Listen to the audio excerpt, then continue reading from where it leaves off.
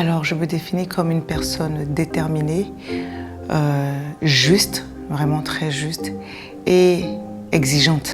Engagement, sororité et persévérance. Je suis intelligente, belle et gentille.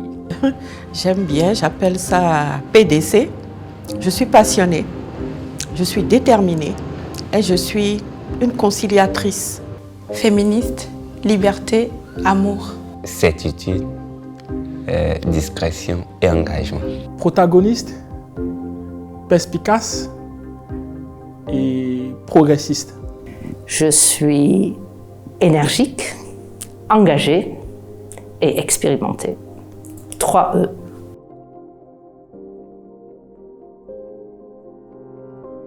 Être féministe, pour moi, c'est d'abord être une femme. Une femme qui lutte pour les droits de la femme, les droits sociaux par rapport aux hommes, par rapport au sexe masculin. Pour moi, ça part déjà du fait de se sentir humain. Voir tous les humains comme des humains, aussi bien les hommes que les femmes. C'est avoir la conscience selon laquelle nous existons dans des sociétés où les filles et les femmes ne sont pas traitées en tant que personnes humaines qui doivent vivre des vies dignes, être libres et autonomes. Aimer le fait qu'on est né femme, fille et qu'on est du sexe féminin. Ensuite, prendre conscience de sa valeur, de son potentiel, de l'unicité de sa destinée et du droit qu'on a de vouloir accomplir cette destinée. C'est la lutte pour améliorer les conditions de vie des femmes. Pour moi, est féministe toute personne, homme ou femme, ayant compris la nécessité de porter et de faire avancer la cause des femmes avec les femmes et pour les femmes. Être féministe, c'est porter des lunettes féministes. C'est une analyse de ce qui se fait dans la société dans laquelle tu travailles. Être féministe, c'est aussi être engagé. Engagé dans un mouvement. Se battre avec d'autres pour plus d'égalité, pour le respect l'un envers l'autre. Mon féminisme, je l'ai en moi, je l'emmène partout. Je me connais et je sais ce que je veux.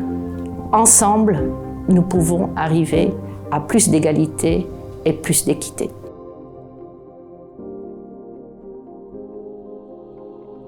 Je me rappelle une fois, c'était dans la ville de Groningue. Je travaillais comme volontaire dans un quartier d'ouvriers.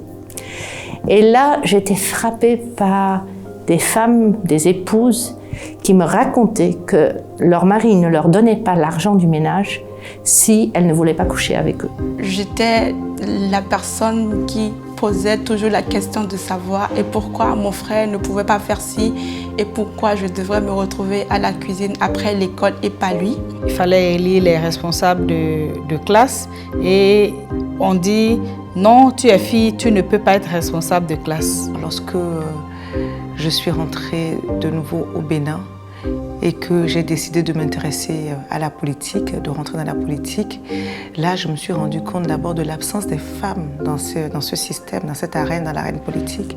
Et au fur et à mesure, j'ai compris pourquoi cette absence-là était aussi prédominante. C'est quand je suis entrée dans ma vie d'avocate stagiaire que j'ai commencé à étudier, à me voir confier par mon maître de stage des dossiers, que j'ai commencé à observer la particularité de certains dossiers, dont le fond était, disons, les infractions étaient liées au fait que c'était des femmes.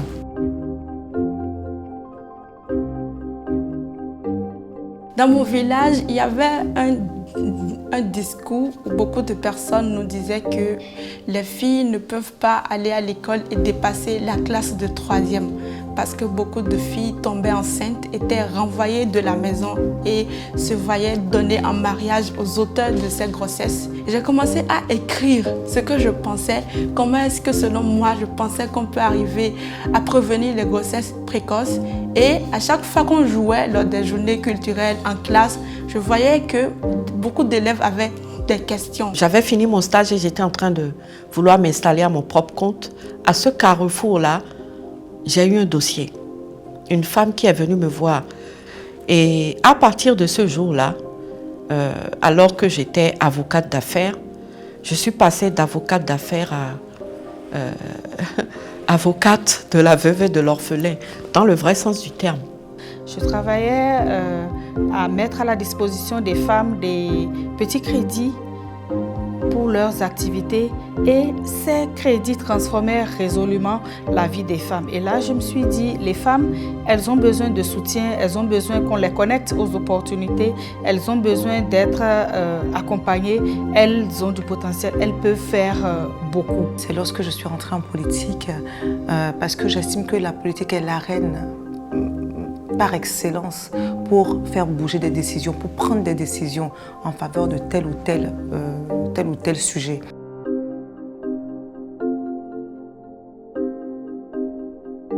Mon action concrète et précise, c'est le militantisme en ligne. C'est ce que je fais très concrètement et très précisément.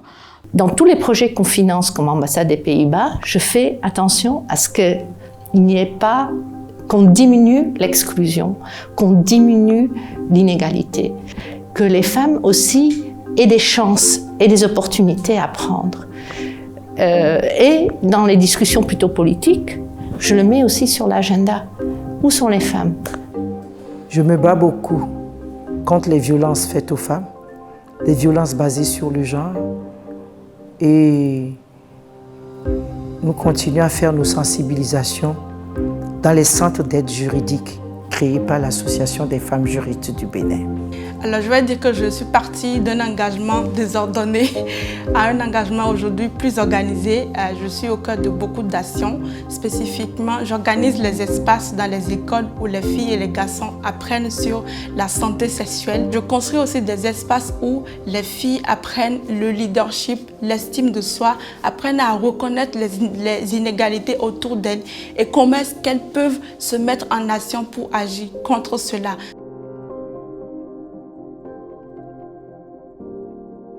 Il y a un certain nombre de choses qui fait que ça persiste, les violences à l'égard de la femme. Le principal défi que je rencontre aujourd'hui, je vais dire que c'est le cyberharcèlement. Le principal challenge, c'est d'être comprise en fait par les collègues masculins. C'est qu'ils comprennent le combat et qu'ils arrivent à soutenir le combat en se départissant de leurs propres préjugés, parce que ça reste des hommes de cette société qui anime notre société, qui, sans le vouloir, véhiculent toute cette pesanteur, toutes ces traditions sur le rapport entre les hommes, le rapport qui devrait être le rapport entre les hommes et la femme dans notre société.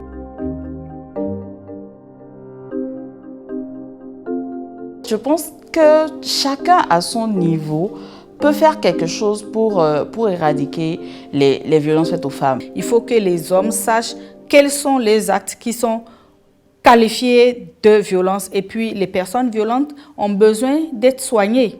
Donc, il faut agir, il faut punir.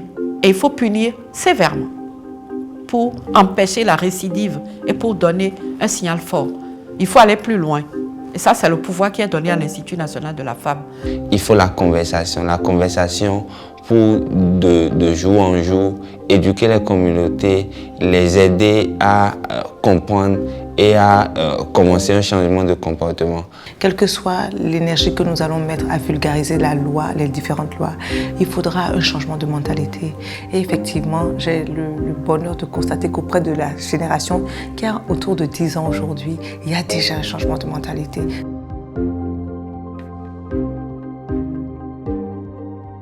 On s'entend, on a un agenda commun sur une thématique donnée sur laquelle on agit toute l'année. On se distribue des rôles, on a des activités périodiques, on a des cercles de réflexion périodiques on décide, on a un plan d'action qu'on met en œuvre. Se revoir peut-être trimestriellement ou 2 fois l'an au moins, faire une évaluation et avancer ensemble.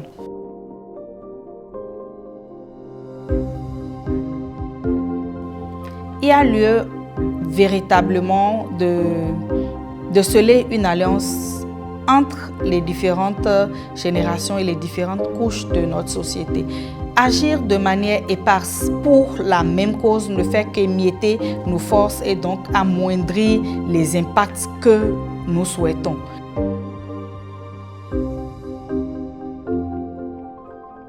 Il faut être soi-même. Il faut se connaître soi-même, savoir ce qu'on veut et se battre dans sa vie professionnelle sans avoir besoin de personne. L'union fait la force. Soyons ensemble, entre hommes, femmes de différents milieux. Ensemble, nous pouvons arriver à plus d'égalité et plus d'équité.